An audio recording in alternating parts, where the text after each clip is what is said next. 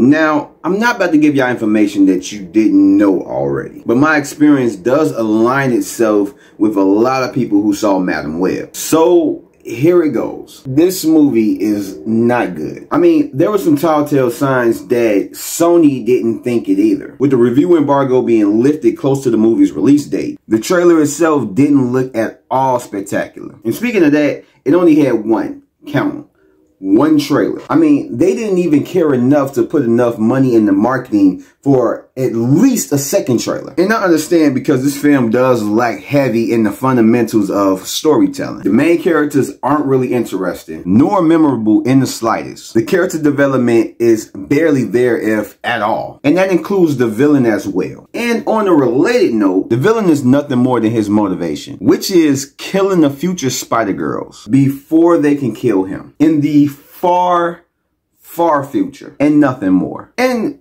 what I noticed is that the main characters seem to have a lot of plot armor, as every encounter with Zeke, and I'm just going to call the villain Zeke from here on, just literally falls in their favor. It was a lot of convenient moments for the ladies, giving them the upper hand when they know damn well he could have killed them easily. And this film, unlike Venom, is very much missing the presence of a hero. And I mean a hero, someone that can go toe-to-toe with the villain. Because this film, without that, is just all around boring as hell. Like, there are things happening, but despite that, it never seemed to really generate any excitement with the action scenes. Hell, the first 20 minutes or so is very slow and uninteresting. Like I said before, the action was not all that. And a lot of that has to do with the heavy editing that this film had, which made it very jarring and like just hard to watch. And there was an emotional aspect to it that I don't think it hit like it could have, or like they wanted it to. But I mean, it wasn't all bad. The weird vision that Cassie had was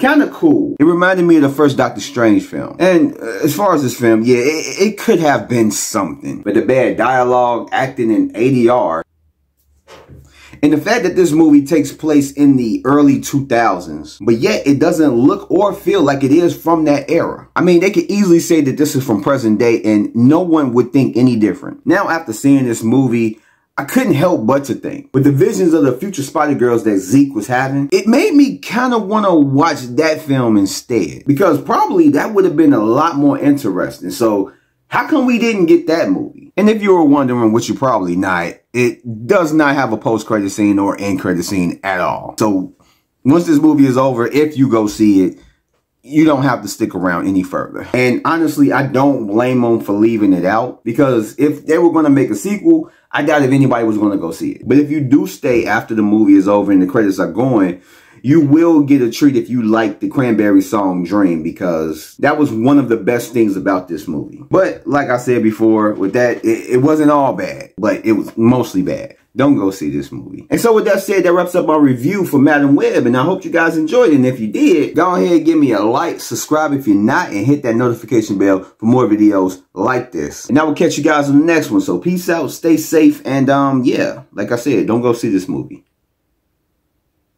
Yeah, that's about it. Don't go see this.